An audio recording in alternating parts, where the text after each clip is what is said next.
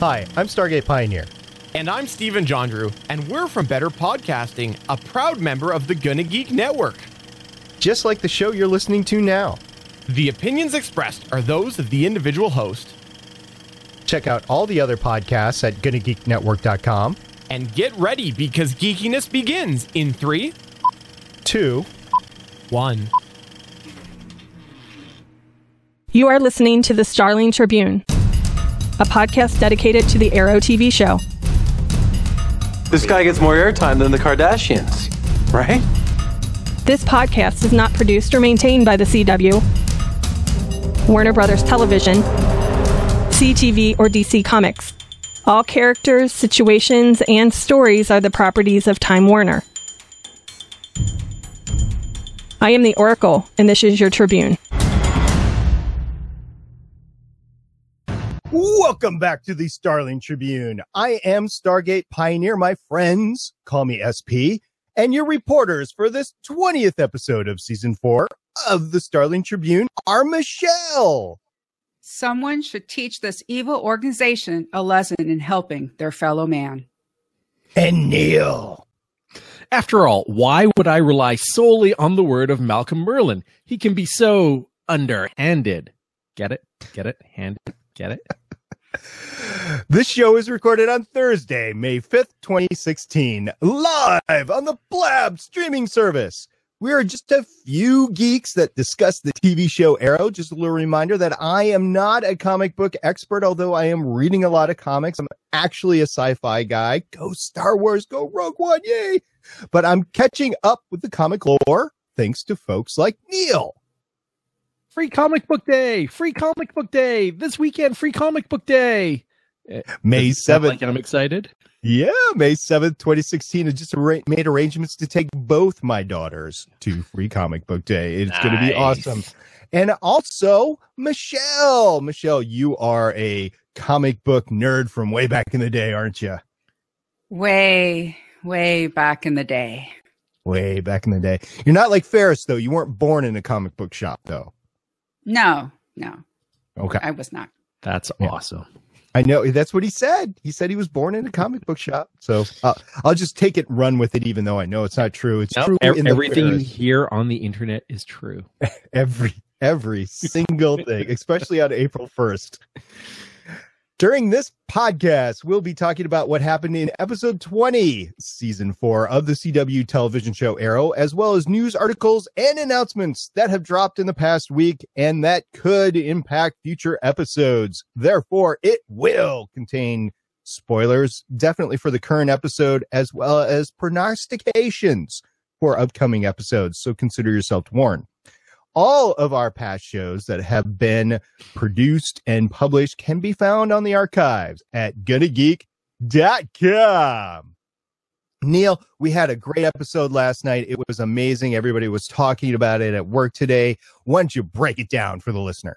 Well, episode 20, season 4, titled Genesis. Air date Wednesday, May 4th, 2016. Director was Gregory Smith. He has done 3 episodes of Arrow, 2 episodes of Legend of Tomorrow, 5 of Saving Hope, and 5 of Rookie Blue. And we've talked about Gregory before because he was a series regular on Rookie Blue before he got behind the camera and then took the director's chair. The writers are also Oscar Ballerdrama. 46 episodes as script coordinator on Arrow, and he's actually been a writer on 5. And then Emilio Ortega Aldrich. This is his 4th episode of Arrow, and that's it. He's been cutting his teeth on Arrow, and that is our cast and crew. Yes, it is, and this was where it all came together for SP. This is the episode that SP wanted following the death of Black Canary. It was this. Now, of course, you have to have the funeral, you have to have the mourning and stuff like that, but this is the stuff that should have been happening last episode, and it was just all plot and CW drama that we didn't get it. Okay, let's move on. Let's get into the story, and this is where things get interesting. As a matter of fact, they got so interesting that our we sent actually a reporter out to find out more information about the episode. Chris, that is why Michelle's with us. Chris is on the scene out in the field, and he's sending in a report. Neil, do you want to hear what Chris has to say? Of course Of course I can't talk. Of course I want to hear what Chris has to say, SB. Lay it on us. Michelle, what do you think? Should we do it? Should we do it now? Do it now. Do it now. Okay, here we go. Hello, guys. This is Chris from the Starling Tribune. I apologize for not making it tonight, but I'm on special assignment over in Earth 616. A big thank you to Star Labs for helping me breach the Earth barrier to get to Earth 616. I did want to share some thoughts with you on this latest episode of Arrow, though. Neil McDonough continues to get to chew the most scenery. It's a ton of fun to watch him on screen. This week was yet another week in which he dominated every time he was on screen. A couple other thoughts. David Ramsey, you could see the pain on John Bigelow's face, the way David Ramsey portrayed it when he killed Andy. It was a well-acted, well-done scene, and we all know that is going to have repercussions of some kind. I cannot wait to see how Diggle struggles with the fact that he had to kill his brother to save the rest of his family. Oliver's journey to find magic. I really wish we could have seen John Constantine instead of hearing Oliver say, well, I got in touch with John. Even if it was something as simple as like a Skype call with Matt Ryan, that would have been awesome. I know it wasn't going to happen, but I was just saying that I really, really wanted that. Now, is anyone surprised he learned magic, even though the odds seem to be against him? No, but I'm very curious to see what this ability to harness magic does for Oliver going forward. Gotta say, really did enjoy this episode of Arrow this week. Really looking forward to listening back to the podcast and hearing what you all think, but oh, guys, I got to go. Something big happening here on Earth 616. There is a guy in a red and gold suit of armor that has just started fighting another man that has a red, white, and blue shield. I have no idea what's going on, but I'm going to go get the scoop for the Starling Tribune. I'll see you guys next week. Bye. Wow, it sounded like there was some pretty heavy action going on where he is, and I sure hope that everything's okay and that we can hear back from him live next week. So just stay tuned for that. Thank you very much, Chris, for sending that in. That was awesome. And thank you very much to Star Labs for providing this transit to Earth 616, whatever Earth that is. I'm not quite sure. I know what Earth 2 and Earth 5 is, but Earth 616, that's a lot of Earths. I thought we only have 52 Earths. We only had 52 breaches. We must only have 52 Earths. He must have crossed some trans-universal translation. Nope.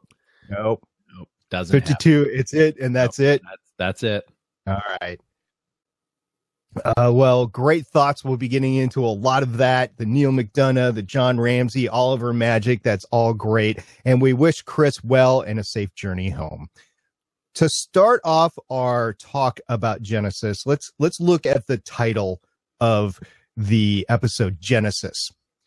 When I saw that, I expected to see the USS Reliant, and I didn't. And I'm kind of mad.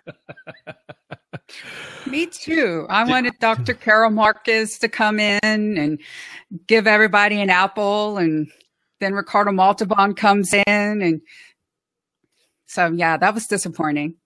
There are streams, guys, and you are crossing them like left, right, and center. Oh, there's another big stream out there that we could bring up, which we're not. But yeah, okay. So Genesis, it's the Genesis cave on whatever planet that was in Star Trek II, Wrath of Khan. That's what we were referencing before, by the way, for everybody that didn't catch that. The Genesis device, which, okay, that's the real Wrath of Khan. All right, we'll just say that. And so we see that there. We find out that SP is right, that political intern Dune has turned and has imprisoned Thea. I was right. I called it. It was right there. I'm not always wrong. All right, here we go. I wrote that in the show notes, listener, that SP is not wrong. Here's the thing. How long has he been the bad guy for? And I would venture to guess that has been only since he has been working with Ruve Dark. He's been working with them the whole time. He's been a plant. And that we don't know. Listen, I get it. It is tempting, SP, oh so tempting, to say that he's been working for them the entire time. Trust me, I want to go there, but I can't. Because we know the moment that Damien knew that Oliver was the Arrow. He told us. He's like, when I saw that look on your face. Why would he have put political intern there before? I don't get it. Well, even if he didn't know that Oliver was the Green Arrow, he would have put a plant in there so he could use it to his advantage. And that is exactly what's happening. Michelle? Part of me is like, no, he can't be, only because if this is true, then the writers have literally recycled a storyline from the previous season, and it just shows how lazy they are. So either we celebrate how right SP is, and we have to realize that if we do this, we have to criticize the writers for literally copying and pasting the storyline from before into this. And instead of having a lame DJ dude, we have a lame political guy. DJ Easy Ninja. Yes. No, it's... That is exactly what happened. And we've seen the writing in this season hasn't been all that great. So it was easy to call. And we'll talk a little bit more later in the show about the entire DC universe, but we've talked about it before, and we have been disappointed in the Olicity. We've been disappointed in Black Canary being the one that's been killed off, or at least a couple of have been.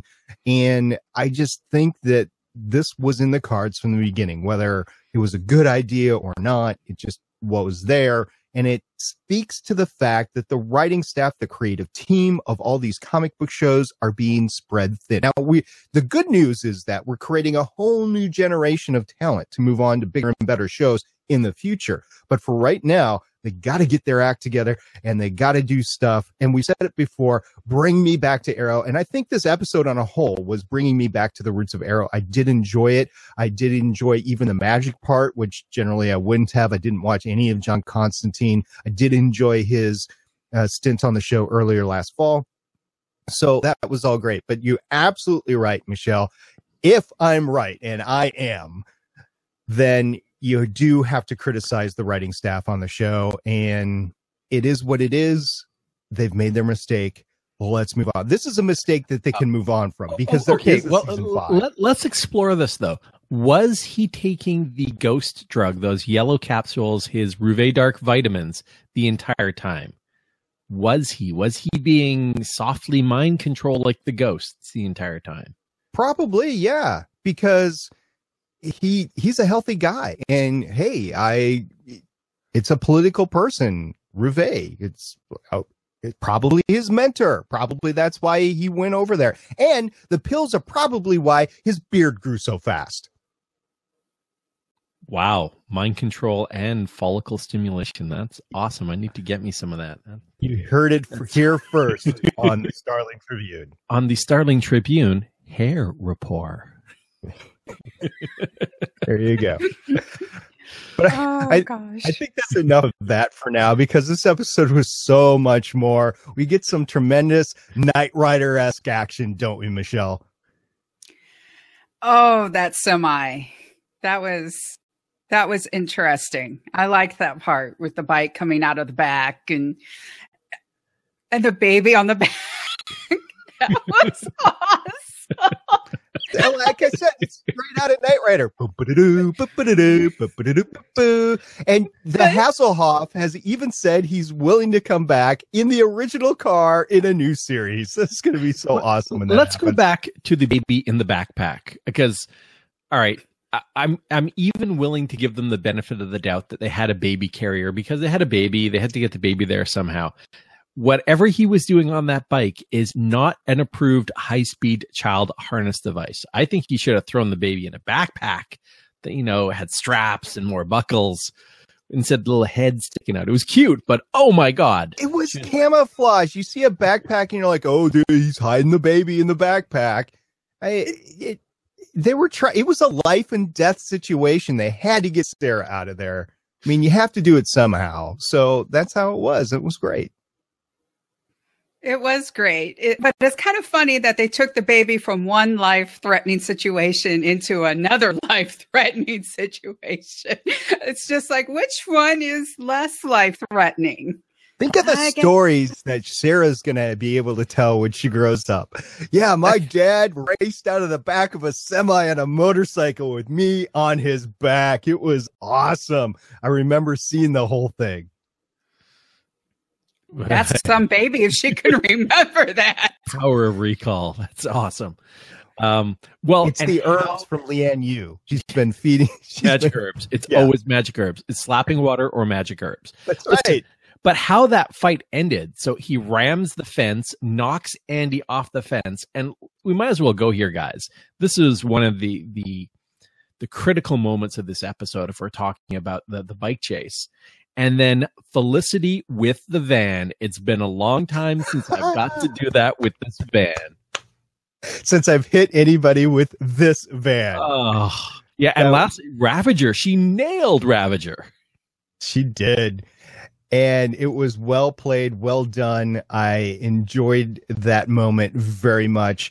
But to get back to Andy Diggle, that was who I said last episode that John should have been going after. He should have been going after Andy. He should not have been going after Rouvet. And he finally did. And it was a reluctant pursuit, too. He didn't want to. But Andy was shooting at him, so he had to engage. Although I would think, I guess his mind is just clouded. I would think that he would have known that they would have tried to put a tracker on him. That's just good special ops, OPSEC. So you go somewhere else and you don't go directly back to home base. That's just not the way things are done. But you know what Layla called it? You're not thinking clearly. You shouldn't be out in the field. Like, yes. Yeah, no, wrong move, Dig. You've got to clear your head and just stay away from family. Bad call. Bad call. Mm-hmm. So that was the action there. John does eventually kill Andy, but not until Andy goads him, like the entire episode. And finally just said, look, this isn't over. You don't have the balls to do it. Your family's going to suffer, and he just can't take it anymore, and he has to do it. And even Ollie is shocked. Ollie, the man who's killed everybody, he's like, ooh. I'm wondering if Andy actually orchestrated like everything. I mean, in that moment, he's goading his brother. He's needling, and it's like, it's almost like he wanted John to kill him. It's like he knew he would do more damage to him because it seems like he's bought into like this whole Messiah thing with Dark. And I guess self-sacrifice must be part of it. So this whole episode where he does say at one point, you know, you've played this right into my hands, John, like you played this well, like you're doing what I want you to do. And he just keeps going and going and going. And it's like he just knew John would do it. Yeah, I got what's this thing, a death by cop, where you goad, a police officer into shooting you. You run out, with a weapon, knowing that that's the end game. That's how this is going to end. He must have known. And maybe there was a part of him deep down inside that still wanted to break free of whatever control that Damien had on him, knowing that if I push him hard and far enough, as you said, Michelle, he is going to continue to hurt those around him, his family, that this is the only way out. I'll tell you, he was pretty buddy with Damien. Those two might have been drinking buddies pretty much because that's where it was. And once you saw the revelation of the tracker, it's like, okay, this cannot end well. These people drinking buddies. Evil drinking buddies, yes. It's just the way things had to go. So I was all for it. I'm not against the Andy death. I think that was a good call. Oh no, I was for it the first time that he had him and handcuffed him to the thing. I was like, dude, it's end this now. I get it. I get that he's your brother. Dude, do it now. Do it. Nope. Didn't do it. Went south. So Stephen John Drew in the chat asked us a question. I think it's a pretty good question. Why does John Diggle lie to Lila? Because she brought up the fact that he acted like the man she divorced, and then she says, yes, bring him in, but bring him in right. And he did not bring him in right. He just shot him. So he needed to spin it to where he could make it all right with Lila.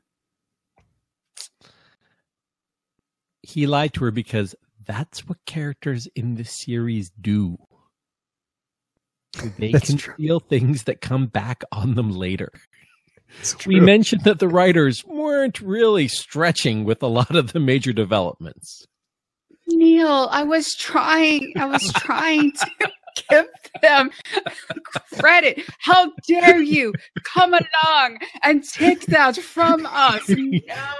Taking it from you, just no. I get it. You made all great points, and I think it's probably a combination of the both of them. Oh, big plot development, character lies, sets up tension later. We good? All right, next scene. But you're right. I think the justification that you're the man I divorced and all that was perfect.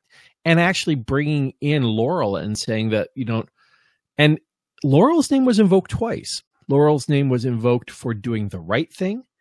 And then Laurel's name was invoked for doing the wrong thing by Andy, which proved he didn't know her. He said, Laurel would be disgusted in you for not killing me. No, dude, would not. We've proven that time and time again. But yeah.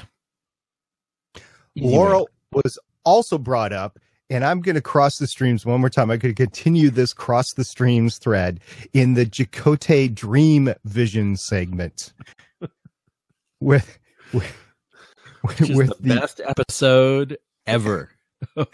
That's right. So yeah, Laurel was brought up, and all the flashbacks were brought up in that quest to learn magic. Of course, Oliver. Okay, let me ask you guys this. Oliver kind of fails, and the magical person, I don't even know who that was. Anyway, the magical woman says, you've got more evil than good, so it's not going to work. At that point in time, you still know that you have to defeat Damien Dark. You turn it over to Felicity, and you go, Felicity, you're like the goodest person on the show. How about you learning some magic? I think that's what should have happened, and Felicity, of course it did. You would look good in fishnet. That's right. A top hat and a little tuxedo top. Oh. Didn't take you long to bring her in, did you? Did it? I'm a Zatanna fan. Me too. Me too. Felicity becoming the new Zatanna for this universe. Nobody would have expected it. Yeah. It was a missed opportunity. I think they should have pulled the trigger on it. That's all I'm saying. So the urban shaman was Fortuna. We'll talk about her later when we talk about the DC Easter eggs. But again, I think speaking of missed opportunities, that was a missed opportunity to either bring in the question or to bring in Zatanna. And I would have loved to have brought in somebody else from Justice League Dark. If you couldn't have brought in Constantine, bring in Zatanna. And you probably can't use her because she's being used in a future Justice League of America film. That's probably why. Yeah, well. Just calling it out right now. Way to go, DC. Way to go, Warner Brothers. Really appreciate the Arrow love, guys. Love it. All right. So, Neil, we've kind of jumped around.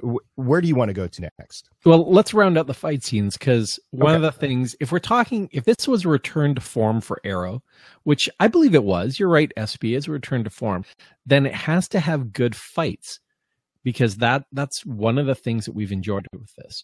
And we had Ollie versus his entire Rogues Gallery in his flashback, seeing Deathstroke, even for half a second, and the original Ra's al Ghul, and Damien basically tossing him around that chamber was awesome. But we had good fights. We had Andy versus, we had Diggle versus Diggle, really, John versus Andy. And there were some good fights there. I enjoyed it. It was good choreography. It wasn't, and again, we got some comments in the chat in prior episodes. It wasn't a big 5-on-5, 5-on-10 where you can't focus on the action. It was 1-on-1, and I think that is where the fight choreographers really shine in this show. But it wasn't just fights, was it, Michelle? It was a story that was being brought forward as well. So it wasn't just a fight for fight's sake, right? No, it was literally, it was literally, you know, brother against brother. I mean, like the title of the episode is called Genesis, and part of, I don't mean to get all biblical here, but they titled it Genesis. Part of that story, you have Cain and Abel. Part of also Genesis at the beginning of the part of the Bible, it literally says God saw that the light was good and separated the light from the dark. So there's a lot of that also, you know, going into this episode. So it's, again, it was fighting, but also it was just like an emotional having to get through all these issues. Yeah, so there was a lot of that. And then in the end, Oliver finds the light in himself. Oh! And how he does it, the show went there again. I couldn't believe it. It was like, oh, Felicity, you're the goodness in my life. It's like, oh. No, but then he said, I also heard Laurel, and I also heard Thea, and I also heard John. So he didn't just end it with the Felicity, you're the light of my life. It was also, I heard the other people in my life that I love well. Yeah, I got to give you that, Michelle. And I was a bit sad that they went there, but when he started to get all veiny and deathy and everything, you knew they were going to go there. And I was actually surprisingly okay with it. I thought I was now Ollie is the magic man. But no, I was okay with it. And I think the magic is going to be specific to Damien, because if he were throwing spells around in the next couple of seasons, it wouldn't be Arrow, right? So I think this is going to be very Damien specific. So question for you. Now that Ollie is the magical character on the team, are we going to get the special magical boxing glove Arrow? No. I tried, guys. I tried. On. No. I don't know. Here's the thing though. I really want to think that this magic is going to be just tied to Damien, to Dark. Okay. But what got me in this episode, it kind of made me laugh a little bit, was when she mentioned the tattoo. And she's like, oh, that tattoo does a whole bunch of stuff. And I actually wrote in my notes, it's like, what? The Swiss Army knife of tattoos? I mean, it's like, we want to think it's just Dark. But considering how the writers have been this season, I just wonder if they're just going to save it and they'll be like, oh, there's this thing we want to do in the next season. It's like, wait, how can we get ourselves out of it? The magic tattoo. The characters spell out MacGuffin. See, I think she brought it up because she was thinking about all the ways it could apply to Kama Sutra. Listen, let's go back to where all this. It's really, the special tattoo. Really. Let's go back to where all this started, though. It started with Constantine, and they brought up Constantine every opportunity they had. Now, let's think about this. The highest rating viewership episode this season was the Constantine crossover. They the Constantine reference every opportunity they could. Constantine is coming back. They have to. They cannot keep referencing him. They cannot walk away from those kind of ratings. I know he's off Broadway right now. He's either coming back in Legends of Tomorrow or he is coming back to the DC universe, at least in guest. I can't see it go any other way. It depends on his free time, and it depends on how much money they throw at him, honestly. Those are the two factors, because if he's still happy doing his Broadway stuff, he'll keep on doing his Broadway stuff. But if they can throw enough money at him and they can fit it into his schedule, yeah, I can see him coming back and doing a few guest appearances and maybe even a Legends of Tomorrow stint, much like Carter. Who's the actor that plays Carter on Legends of Tomorrow? I can't remember. but the Carter character, you know He's who I'm talking Hawkman. about. Yeah, Hawkman. Yeah. Because I can see him, but unless he wants to break those ties on Broadway, which I don't know if he wants to stay on Broadway or not. I don't know if he used the opportunity to go, because a lot of actors, they actually like the theater more than they like television and film. So I don't know. I haven't read enough about Matt. What's his name? Matt, help me out here. Nabel? Yes. I don't know what he really likes. Well, I know he enjoyed playing Constantine. So I'm like Constantine. I cried when they canceled Constantine. It was like, I can't believe this was done to me again. The Firefly wound has never healed. Sorry. So if they could bring him back as just, anything, just bring him back, please. Mm-hmm. Yeah. And Hashtag save Constantine. Yeah. Mm-hmm. And Stephen John Drew in the chat brings up a great point, is that Arrow has always been the down to earth, right? You don't really have the majority of metas or magic in there. It's just been a kind of a Street Fighter, or the DC versions of the Street Fighters that Marvel has. And they're bringing all these other genres of superheroes into the show now. And maybe that's part of the reason why it's lost its base. But you got to admit, the show has to evolve somehow, and this was bringing it to the next level. I think they've done it very well. They haven't overrun the show with metas or aliens or stuff like that. So I think it's worked well so far, and there's a bigger part of that conversation to have later in the podcast. I'm just going to tease it. I've teased it twice now. You think people are going to listen? You think so, Neil? Am I doing it right? They'll keep listening, but okay. The live chat saves us again. Matt Nabel is Ra's al Ghul. Matt Ryan is Constantine. Yeah. You heard it here first live on chat. The Starling Tribune. Mm-hmm. We're experts in Arrow. Mm-hmm. Too many Matts. Definitely. Okay. So talking about Damien Dark, he comes in and he's kind of pissed that they don't come in to rescue him, and he makes it known. And I'm actually shocked that he just didn't clear the whole place out. Even the people on TV, because we've seen him do that before. I'm like, why did you keep these people around? You want to run everything, but then there's a whole Genesis thing where they're going to nuke the planet. Would you like to play a game? Global nuclear war is going to hash out because he's got the computer code. So I guess it doesn't matter, but I saw that whole thing happening. He has not been afraid to Vader guys on the other end of the screen before. So I thought, I was with you, SP, that he was gonna clean house. That was it. It's just him and his new goon squad walking in. But nope, left the people on the screens alive. That magic backbreaky thing. Yeah. Nasty spell. Nasty spell. They did try to kill him too. I mean, they're like, it's not like they were like, "Hey, welcome back." They're like, "Oh no, we're gonna need to take this guy out." With the bullet, yes, but otherwise, they just kind of left him in prison. They're like, "Yeah, he's out of the way." They weren't like totally evil. In fact, the guy with the gun, it was kind of self-defense because he knew it was coming. Mm-hmm. Yeah. No. Yeah. Michelle, did you think they were all going to go the way of the dodo? Oh, yeah. When he came in and he said, "I'm here with my posse," it's like, dude, y'all gonna die. Oh. And then the pun from the beginning quote, and then Murmur, who just kind of stood there. That's kind of what he does, I guess. Well, what is he going to say? Evil and quiet. Well, nothing, apparently.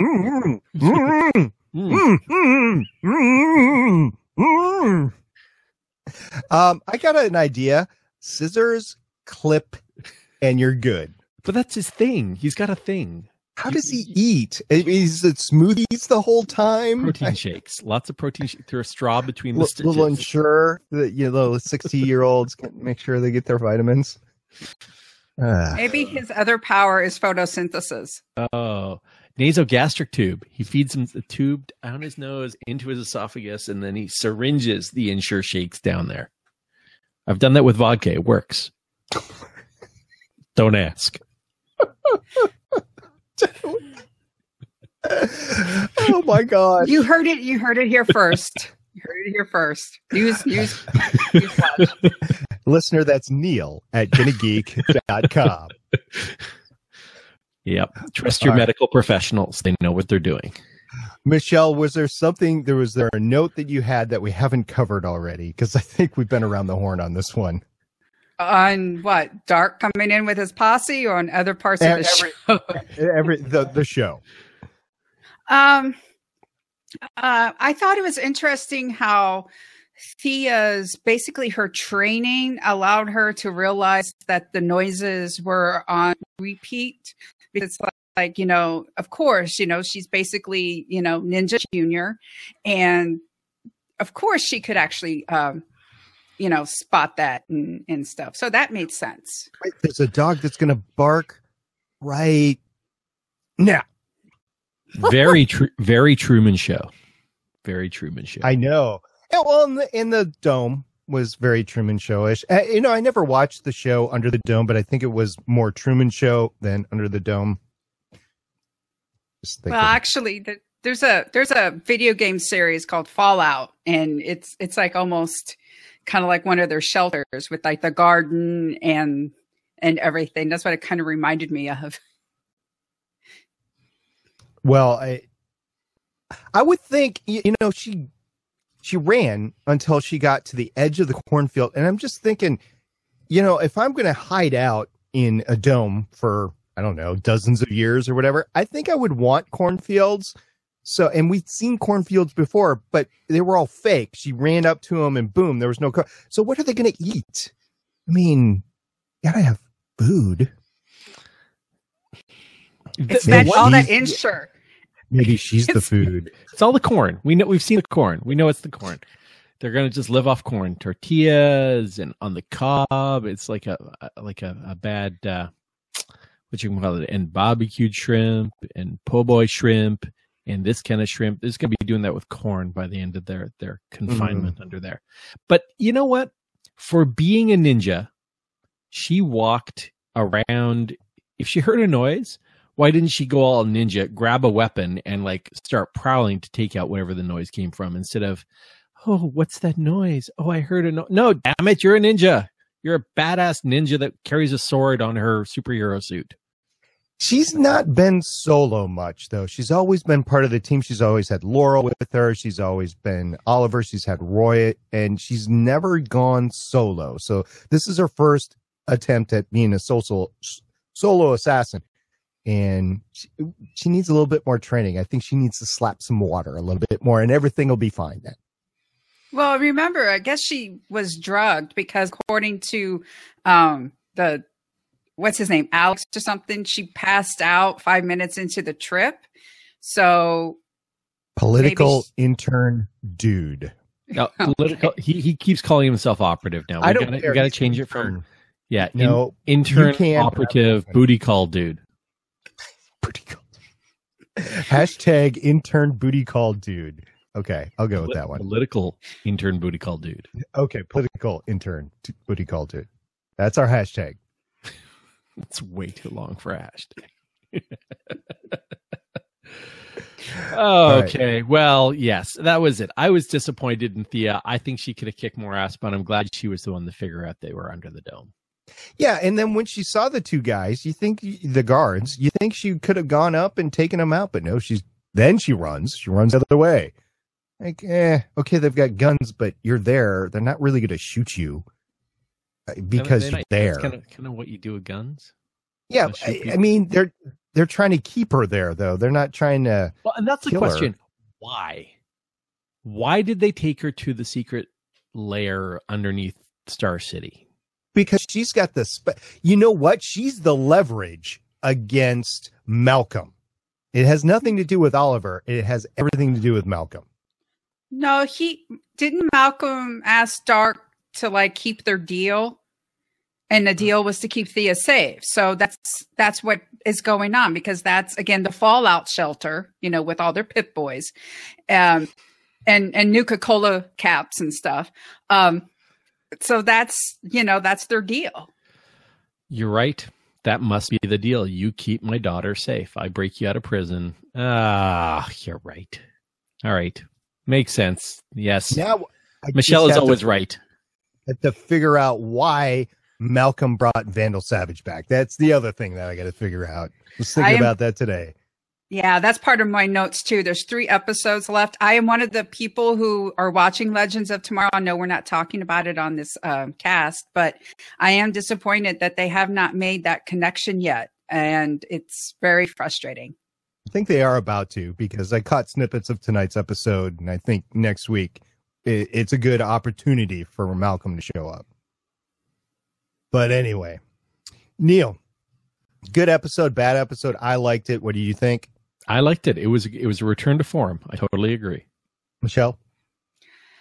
I liked it once I just basically pretended that that private jet must be fueled by the Speed Force, because I don't know how else they would have gotten back to the hub, gotten geared up, gotten the van, and gotten to right on time for Felicity to hit those guys right on time.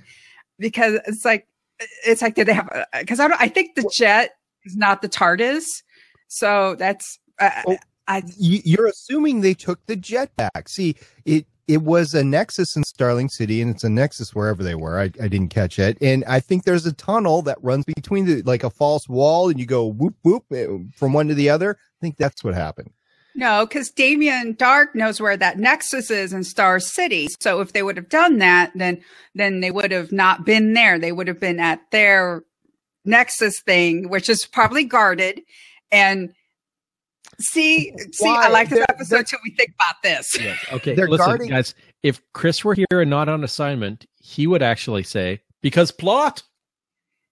Oh, everything's plot. It's a story. Stories are plot and character.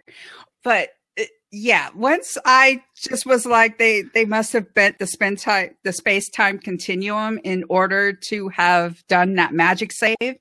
I was fine with the episode. Okay.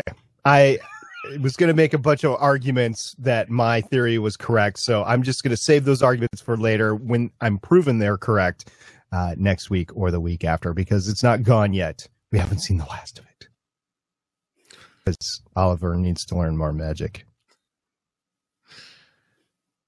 Okay.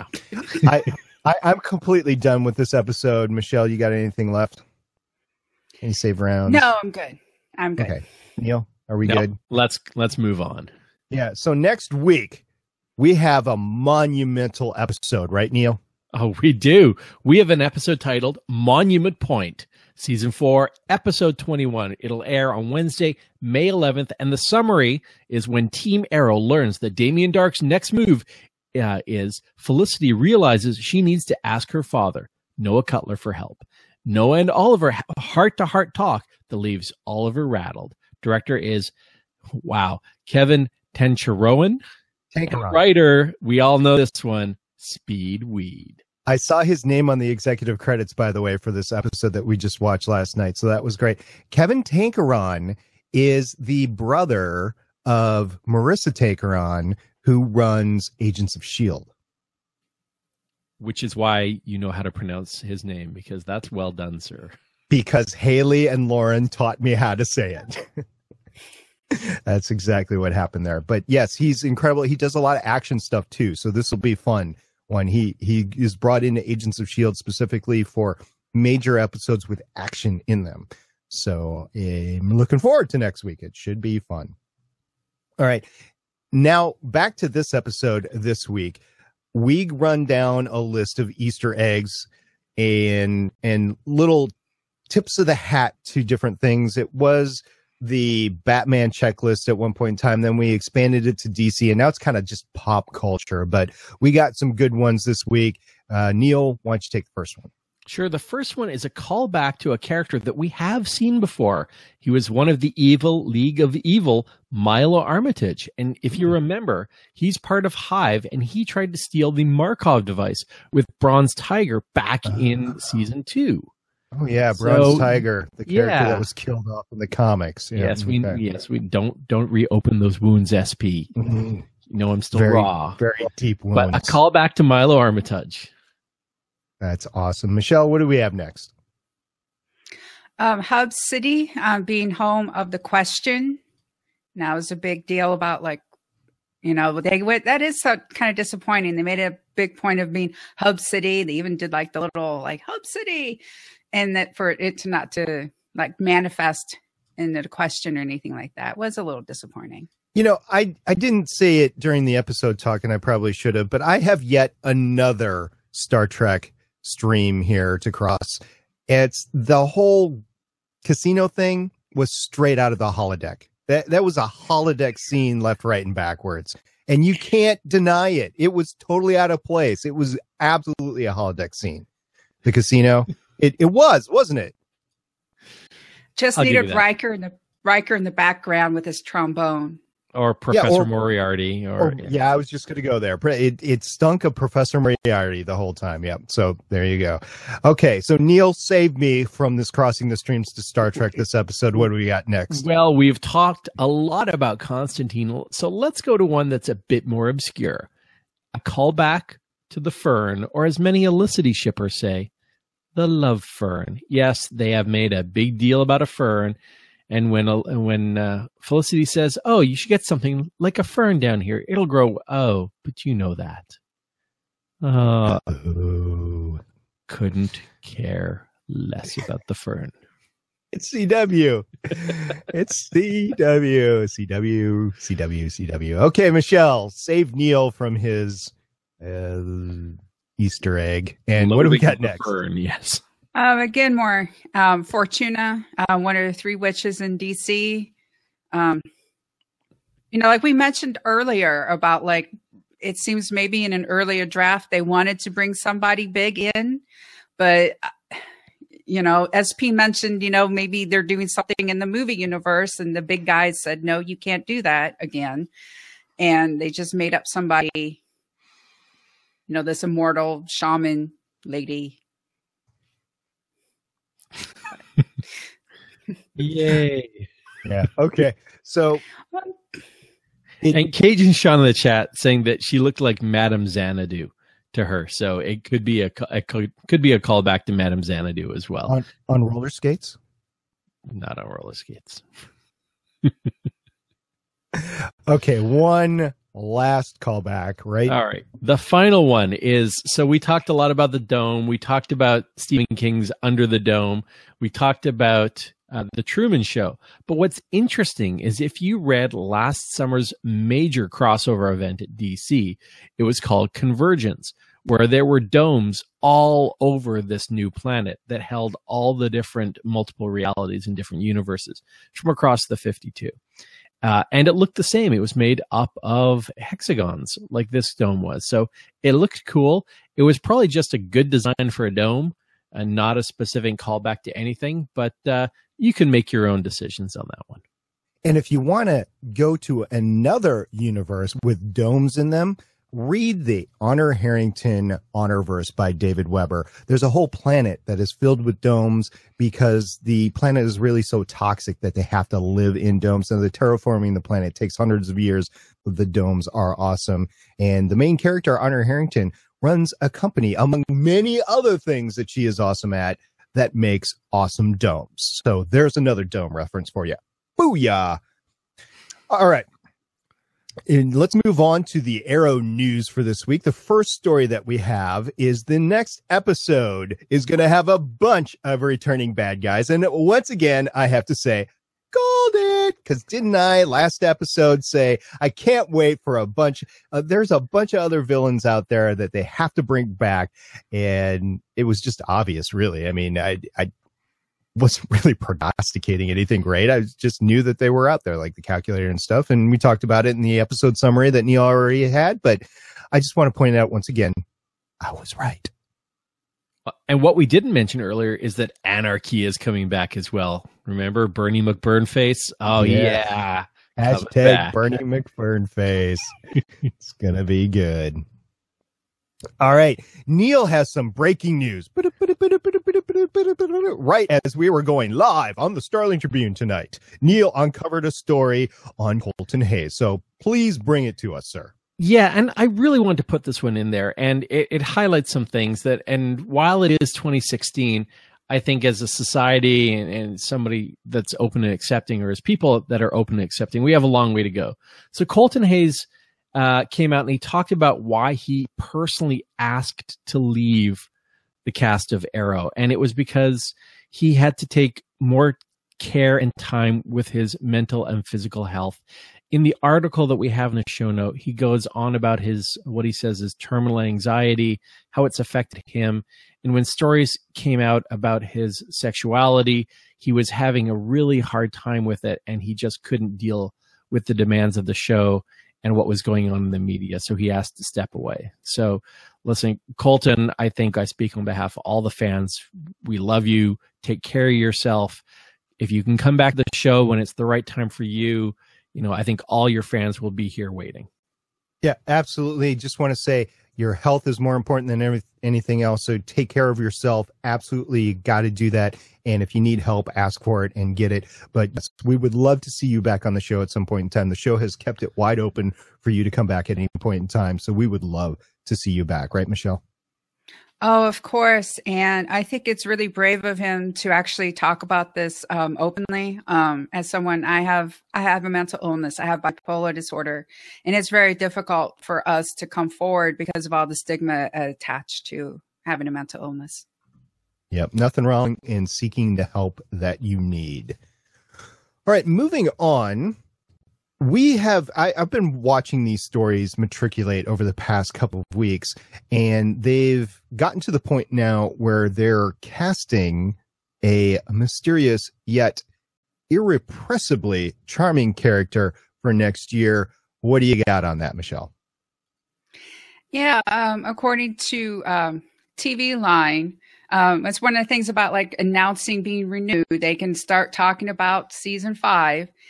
And it seems as though, let's see, they're looking for an actor of any ethnicity, which that's good. I like the fact that they're opening the ethnicity, late 20s to 30s, who comes across as a physical threat. The character is said to just as easily shake your hand as your best friend or break your neck as your worst enemy. And you never know which one is coming. Neil. You have a broad comic knowledge in DC. Who do you think this might be? So I stopped reading because I knew this was going to come. And I was like, all right, what are my own ideas? And to tell you the truth, I have no idea. I have no idea. Now, the article has a couple of guesses, but there are none that really resonated with me. So I'm curious. I'm going to let myself be surprised on this one, I think. Okay, at Michelle. least until the story breaks when we have to cover it. Yeah, right. It will. But Michelle, what do you think? I'm wondering if the writers are like, F you to the big wigs and having to either go someone really obscure and beefing them up or just making something up on their own. And that way they can have it for themselves and no one can mess up with it. Yeah, I think it would have to be something that was based in the comics, in my opinion, for them to keep the stint going. This is a comic book show. It's a DC-based comic book show. And I know that they've had some very big stuff, some very big names, some very big characters taken from them. But I think, like you said, they'll go with somebody, but it'll probably be somebody obscure. It's not going to be somebody like Two-Face or something like that. It's just not going to happen. So, now some news sources picked this up and said, "Oh, they're casting a new villain," but the way they said that he could be your friend as well as be your enemy, and it's a person out there with a big vengeance kick, it could be like an anti-hero. So I'm not convinced, based on the description, that it's the big bad for next season. As I said, I'm very curious. Okay, I will say it is the big bad for next season. I will go on record for that. And if I'm wrong, I'm wrong. But I just think that they have to make a transition. We talked about it before, is that Damien Dark, Neil McDonough, is just too expensive. He's just too much of a commodity. He doesn't want to stay on the set. So I think we're going to be done with Damien Dark at the end of the season, and then we're going to move forward with another character. Malcolm's going to be there, but he's one-handed. He needs somebody else to ride along with, whether that's a true partnership or whether that's the enemy of my enemy sort of thing. So we'll just see how this all goes along. And don't forget, Nyssa is still out there. She's disbanded the league, but she's kind of the head of it out there right now. And you know, Malcolm wants it back. So I'll just be very interested to see how this all goes off. And honestly, they disbanded the league, but I don't think they've taken it away from us as much as they've taken away the Suicide Squad and stuff like that. So I think the league is still a force in the Arrow universe that they are going to be using. I could be completely wrong on that. If there's anything I'm wrong about, that was probably the big one. So we'll see about that.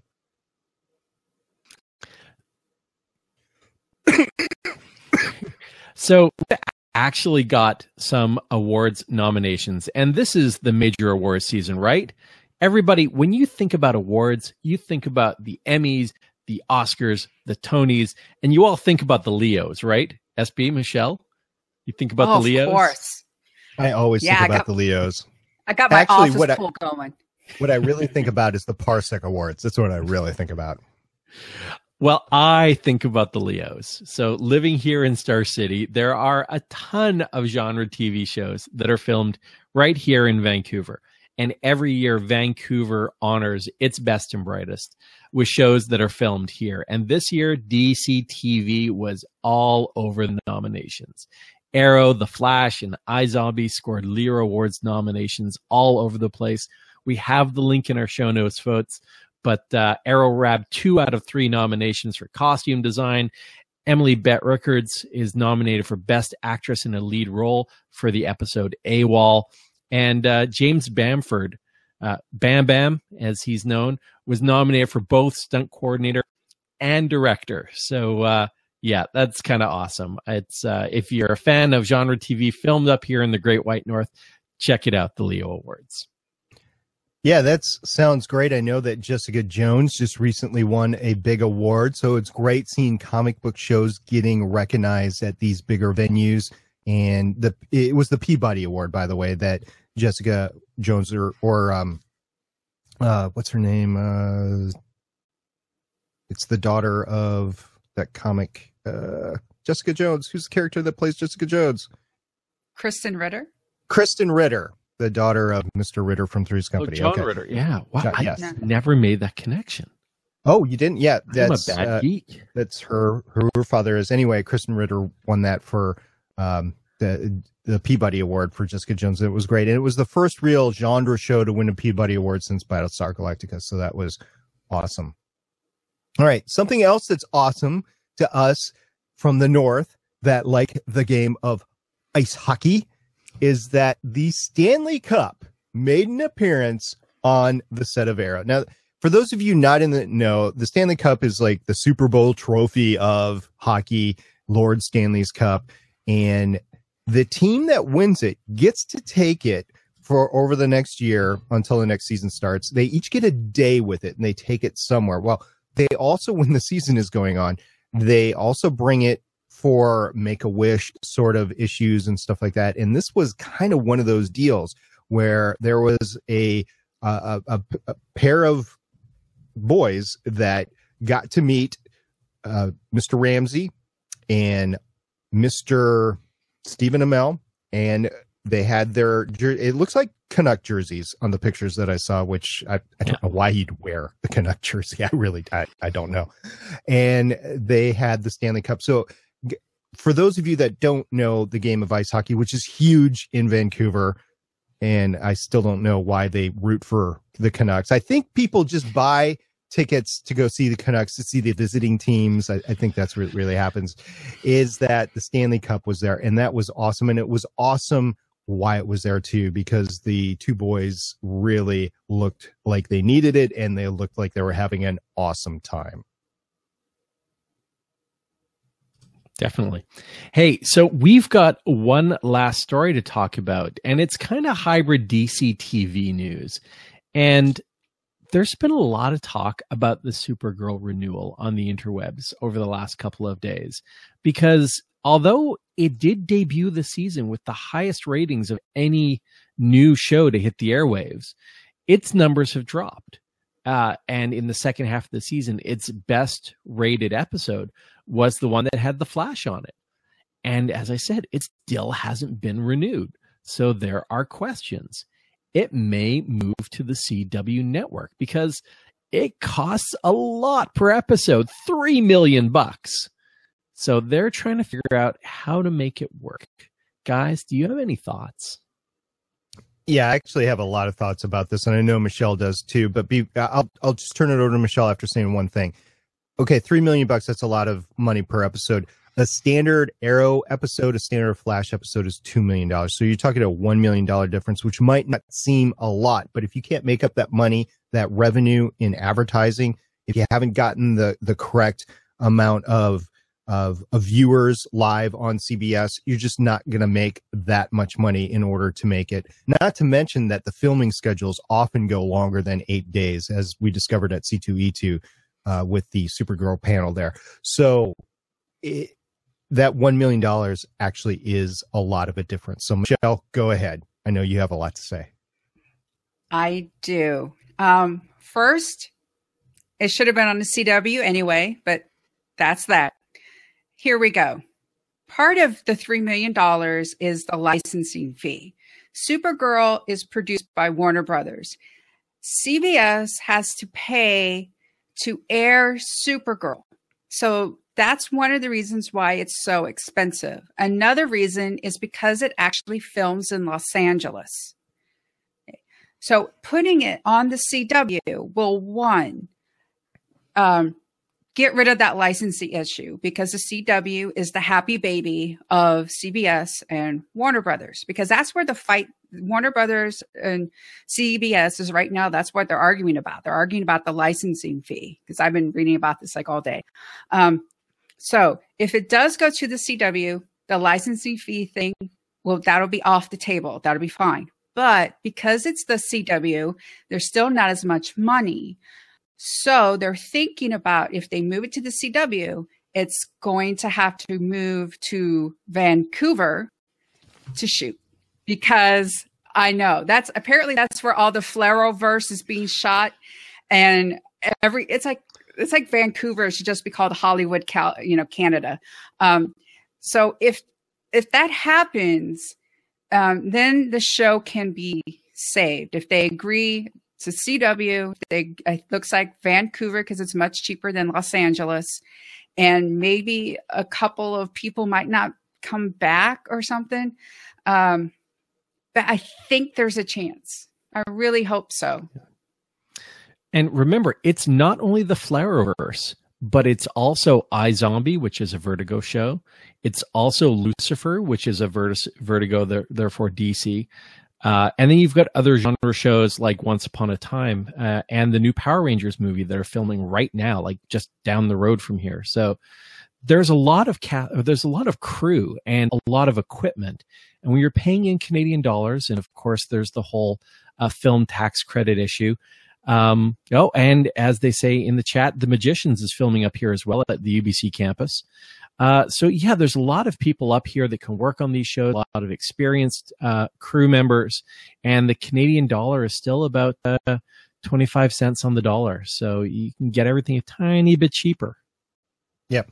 So I'm going to bring up the other factors around here. So you have DC, which intentionally, Warner Brothers, whoever, which intentionally fractured their universes. And we saw that in this year with the Flash Supergirl crossover, where it's not even in the same universe, right? They can't just go down the street to National City, to Star City, to Central City. It's not even on the same. They have to cross a universal boundary to go back and forth. And while that's cool, and I recognize that's part of comics, that sucks when you're trying to build a brand and you're trying to be able to bring these characters back and forth. Because right now, there's no way Arrow and Supergirl characters can really interact unless the Flash is involved. So and there are ways to get around that and whatever. But so bringing Supergirl back to CW and then retconning that whole Flash crossover deal that they did, I think it might work a little bit better. I think for me, for somebody that likes the grand universes, it would work great. And then this is on the tail of, and we've talked about it before, and while Batman versus Superman made a lot of money, it was a failure because it should have made at least twice as much as it did. And I realized it's setting up their broader universe, whatever, but I don't see DC changing a lot of things that they did to make that a failure. So the problem there is that it is impacting the entire DC comic screen universe. And DC doesn't have a Netflix universe or a Hulu universe or an Amazon Prime universe where they can go do these things. So while on one hand, I really like the idea of Supergirl being on CBS because I think it's the right demographic to market it to. I think it's as successful as any other show that CBS has on, like Scorpions, like Big Bang Theory, like whatever. There is a genre out there, which when I was a kid, never would have. CBS is where the old people go. It's kind of a geek chic sort of channel now, and I think it works well there. However, if you have everything else on the CW, that's where to go. And Marvel, for its point of view, it does have the Netflix universe and the TV universe. They announced 2 new TV shows, Marvel's Most Wanted and Cloak and Dagger, and they had Agent Carter in addition to Agents of S.H.I.E.L.D. So that would have been 4 TV shows for Marvel. They're reneging right now on at least 2 of those. They don't know if Marvel's Most Wanted is going to go through. Cloak and Dagger is veiled in Cloak and Dagger right now, and Agent Carter is probably not going to be a no-go for next year. So and I know that's impacts a lot of people that really enjoyed that property. They are seeing success on Netflix, so Marvel might scale back to just the Prime Agents of S.H.I.E.L.D. show, maybe put in Marvel's Most Wanted as a mid-season block show, and then cancel Agent Carter because Haley Atwell's moved on, and may or may not do Cloak and Dagger. That's Marvel. DC has this issue going on right now, and I think it's going to be resolved really soon because I think there's no doubt that the show is going to be renewed. It's just in what form it is going to be renewed. So as you think about that, as you think of the licensing fee, as you think of the ratings, as you think of everything else, just remember that DC has backed themselves into a corner story-wise of dividing their universes the way they did. And it's not all for the bad either, because once again, look at Marvel and it's all hashtag, it's all connected. Yeah, but there's a cost to that too. So just keep those things in mind as we go forward.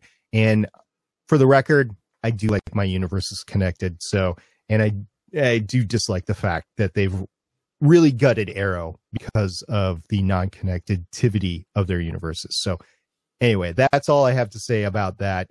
Neil, you have anything to wrap this up, or you all spent rounds on this one? You know, as a resident of Star City, I welcome them up to the Great White North. I just want to get it on TV, no matter where it's shot, though, or no matter what's going on. I really enjoy Supergirl as a TV show. I think there's a real place and a real need for it. And regardless of where it's shot, who's funding it, what season, or what network it's on, just bring it back, guys. Do the right thing. Michelle, any last words here? Because I know this is a big subject that you like. I wanted to be renewed. I grew to love the show, and Crisis on Infinite Earths, right? Let's have a crisis event. I think this is what all the fans would love and enjoy. I know Chris wants it because he's called for it before. All right, moving on. We have some comic book news and toy news for the week. So, Neil, your figurines, your little toys, you have something to say about them, don't you? Let's run down this really quickly. So the figurine manufacturer 12-1 Interactive, a new bearded Ollie, a gorgeous figure being retailed for $75 to release this fall. On comic news, Green Arrow variant covers for DC Rebirth. Rebirth. Say it with me, Michelle. Rebirth. Rebirth. Yeah. Yeah. All right, so they've just released some of the variant covers. Addition to the debut special in June, the event will get 4 one-shot rebirth issues. Rebirth issues, exactly. It's a long podcast. So we are getting a variant cover. And as well, more importantly, this week we had Green Arrow number 52 hit the shelves. Green Arrow is dead. Deathstroke has won, and now he's returning to the States to deliver Dr. Miracle to the man known as Bloodbag. And in Seattle, the war between the Berserkers and the Patriots has led to the wargs being rounded up and sent to internment camps, which sparks an uprising amongst the wargs. It hit my Comixology yesterday. I cannot wait to read it. Also in comic news, there's an interview with Green Arrow comic writer Benjamin Percy, and he talks about how he's going to introduce Dinah Lance, the Black Canary, into the new Green Arrow comic universe following Rebirth. That's going to be great. And I have Green Arrow on my pull list at my comic book store. I elected not to go pick it up yesterday because I will be there on Saturday for Free Comic Book Day. So I will grab it then. All right, Neil, we are part of this great network of Gonna Geek, aren't we?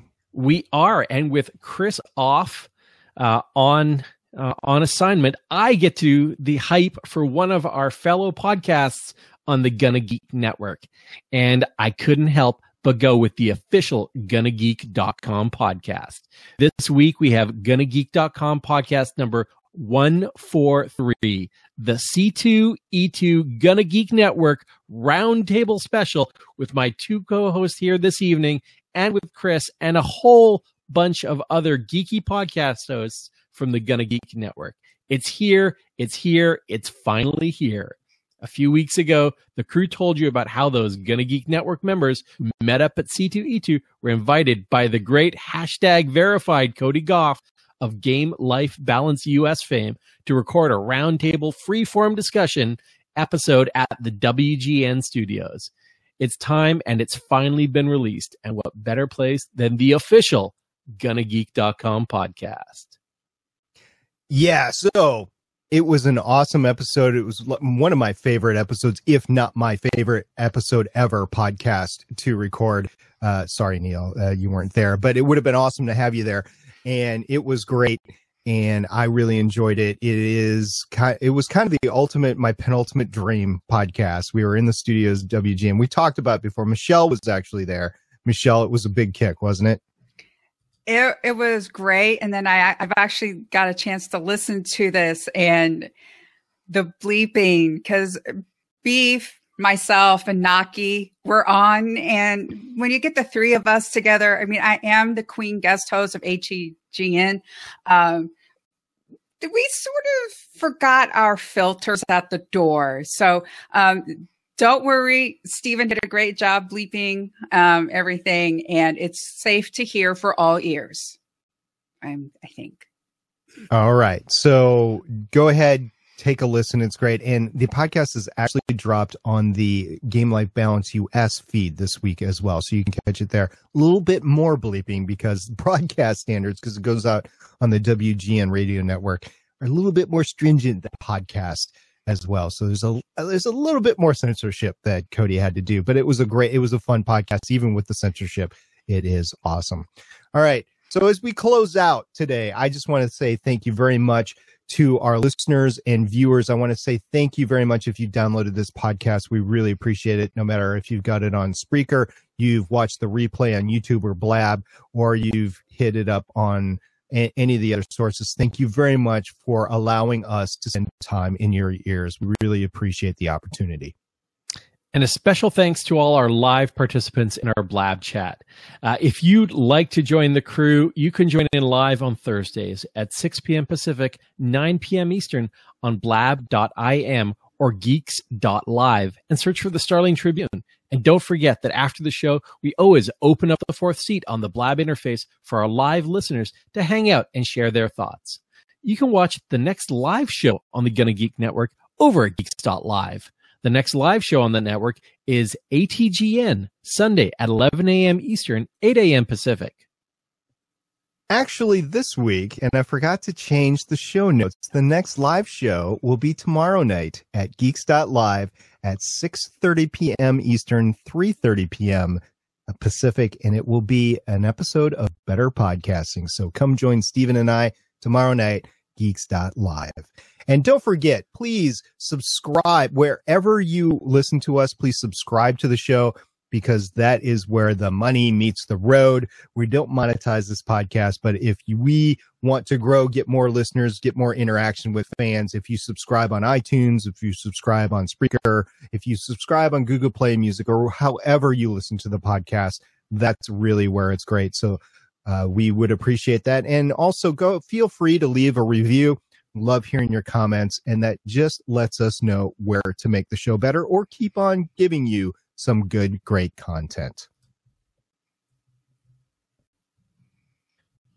So, guys, you can find all of our contact information on the Gonna Geek Network, GonnaGeekNetwork.com, where you can check out the forums and all the other geeky shows. If you want to share your thoughts, head all over to our Facebook page, send in a tweet, or you can call us at 1-612-888-CAVE. That's 612-888-2283.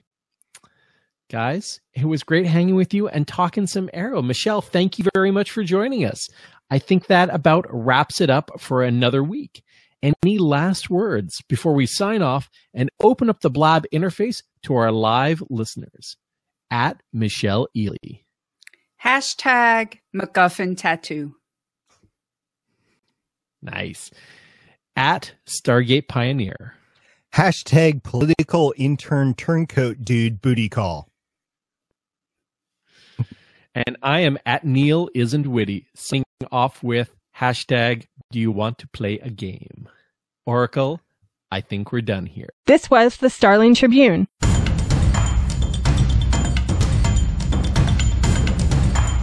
You can leave us feedback at GonnaGeek.com or check out our archive at StarlingTribune.com. Visit GonnaGeek.com for more podcasts. Music by Kevin MacLeod can be found at Incompetech.com. This podcast is not produced or maintained by the CW, Warner Brothers Television, CTV, or DC Comics. All characters, stories, and situations are the property of Time Warner. No infringement is intended. We will see you for the next episode of CW's Arrow.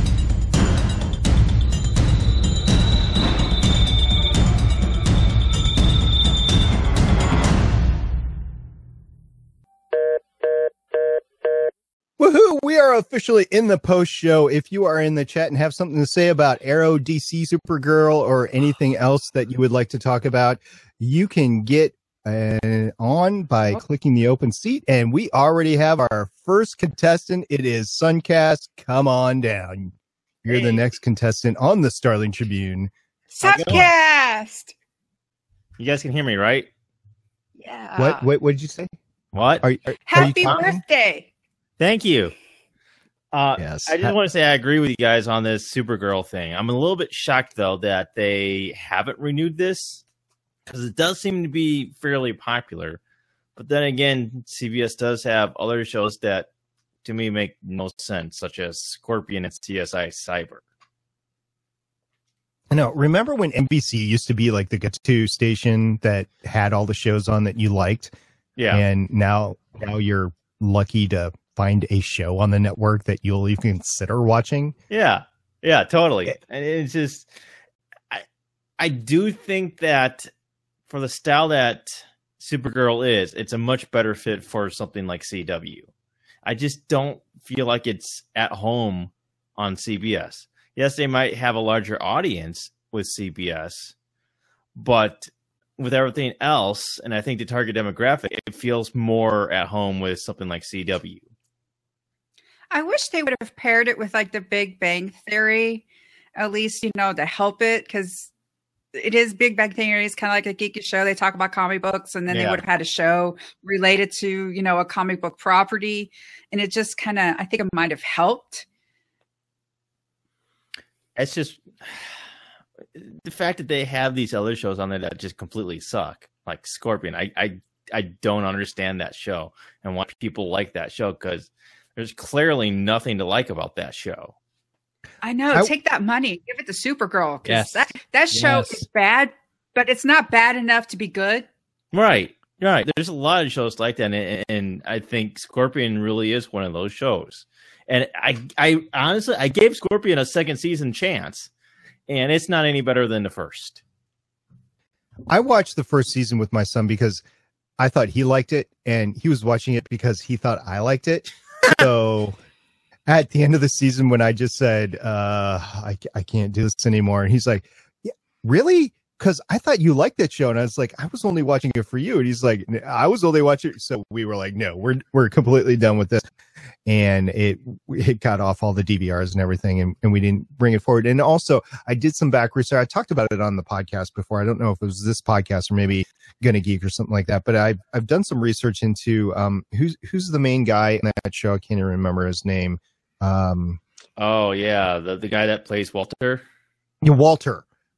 There is a real Walter out there, and I've looked into him, and he is a self-proclaimed Mensa guy because he never actually took an accredited Mensa test. Yeah. And the ones that he took, he failed out of, and he was trying to, or he didn't fail off of, but they were rigged or something like that. So, yeah. And he actually started a consulting firm like that. So this is supposed to be based on the life and times of Walter, whatever his last name is. And yeah, no. And it jumps the shark way too much to the point where I was throwing up in my mouth a little bit. This is like laughing. If I could, it would utterly ridiculous. I mean, in like the last episode, Walter is supposed to be climbing up this radio tower to take a keytar, plug it into the top of the tower to play some note that'll do something so that it'll drown out the rest of the noise from something else. I'm like, one, you wouldn't have to climb to the top of a freaking radio tower to do that. Second, if you did do that, you could get yourself fried doing that. Okay. So, Suncast, you are putting in way too much effort on the show. Just drop it, give it, and move on. But that's my point. Somebody's hate watching Scorpion. So moronic.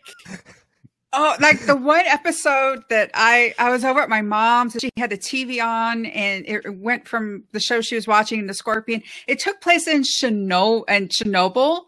And apparently there was the dome cracking and then the radiation and the plane and a merry-go-round that they used to pull the plane out. And I'm sitting there and I'm going, people, look, I understand it's hard to create things and you got something made. That's great. But I can't believe a network read this who went, yeah, that's good. That's good. Let's go with it. And yet Supergirl is the show that's in jeopardy here.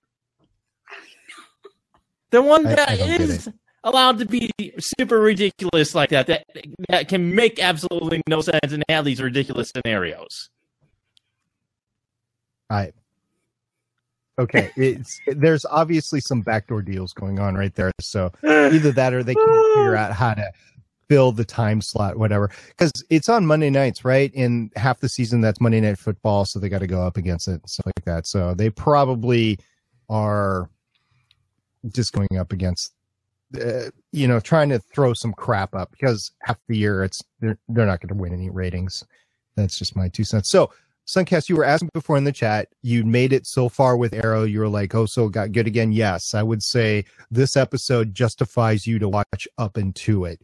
And it's not the best episode ever, but it is a strong episode for them to finally come back with.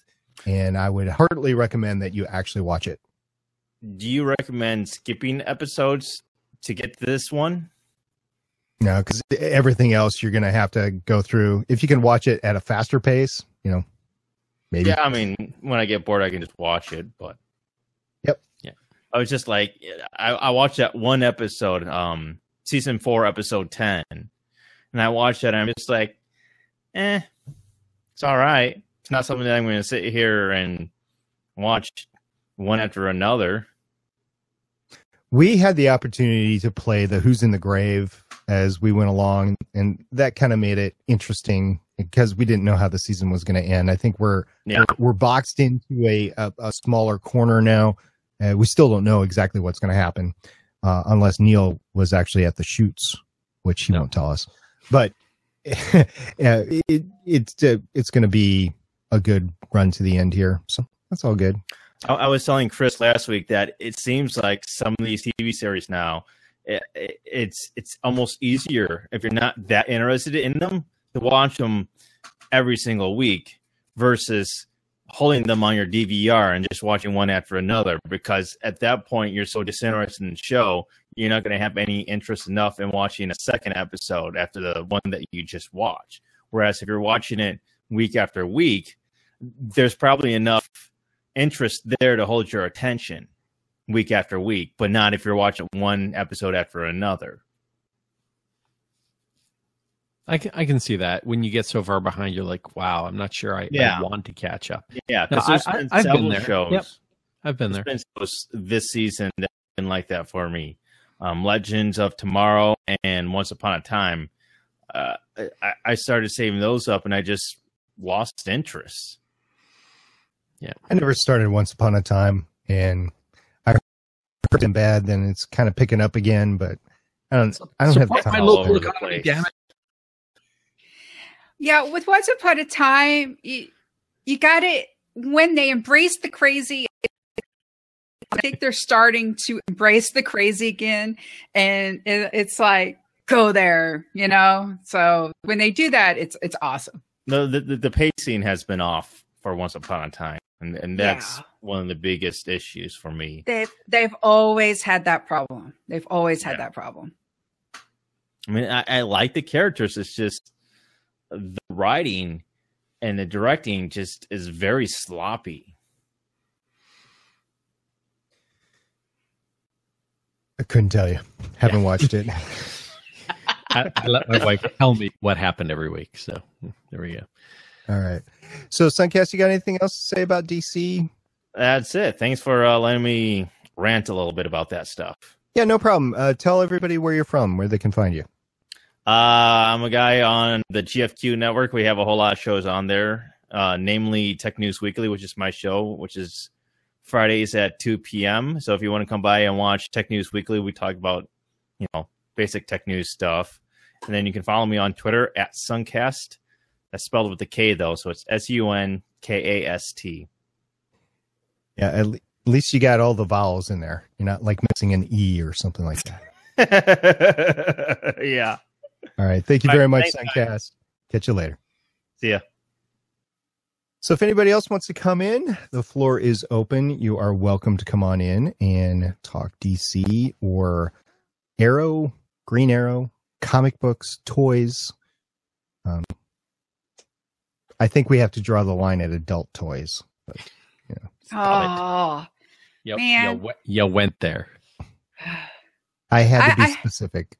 I have a confession to make. I no longer care about current DC comics because it's like every 3 years they take what they've built and they flush it down the toilet because it's been like New 52 and then something else and then Rebirth or something.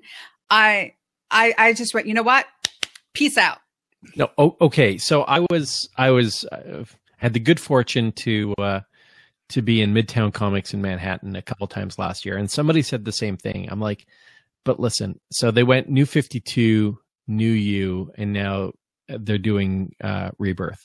And the thing about Rebirth is they know they have been losing people, especially rebooting everything. And there's no longer a sense of history or continuity. So what they're doing is they're bringing back some of the old continuity. They're saying, listen, people should know each other. They shouldn't ignore, 60, 70 years of comic history. And they hope to bring back some of the fans they've lost. And that's actually a good thing in my opinion. Yeah. Like I was rereading some classic Black Canary a little while ago. And I'm like, man, I don't mind the current Black Canary, but I miss her and Ollie hanging out and having the banter and having the on again, off again thing. I miss, Ollie and Hal actually being buddies and having this deep history. That's what's turned them into larger than life characters. And if they can bring some of that back, I think they'll recapture some of us that have lost. Or that they've lost. So that's it. I'm willing to give Rebirth a chance. I will wait to see what you say, Neil. Okay. I will trust your judgment. Because I'm only reading like 2 books on DC right now, maybe 3 sometimes. Like, they've lost me on a whole ton. And I'm really not that interested in the current Green Arrow except for the show, and then I'm a lifelong Green Arrow fan. But he's not my Green Arrow, and that's it. These aren't my characters anymore. And I know that's a selfish thing, and they should be appealing to a new generation of comic book readers. But as far as I'm concerned, it's what drives me to read. So there you go. Rant off. I miss Birds of Prey. Yes, and they're bringing it back. So it's part of Are they making Oracle again? No, they aren't. But Barbara Gordon, the Batgirl of Burnside, is going to be on that book. So. And she really developed into a fun character. So anyways, I can't wait to see what they do with Birds of Prey. That's one of the things I'm really curious about. So. All right. Dinner. Yep. We've gone long enough. Nobody else is coming in. Thank you, Michelle, for joining us. That was great. Thank you so much. Michelle will be joining everybody next week as well. So thank you very much for agreeing to come on 2 weeks in a row. Oh, no problem. It's been great. So wait, I'm coming on next week, right? That's right. Oh, okay. Yeah. You are coming on next week. Yeah. Next week. Okay. I got it. It's in my calendar. Good. Awesome. Great. Okay. Okay, guys, have a good night. Hey, and sorry for ducking off screen. I forgot to plug in my laptop, and I was watching the battery meter go down the entire cast. I'm like, nope, can't wait anymore. Ducking off screen. Okay. All right, later, guys. Yep. Bye. Bye.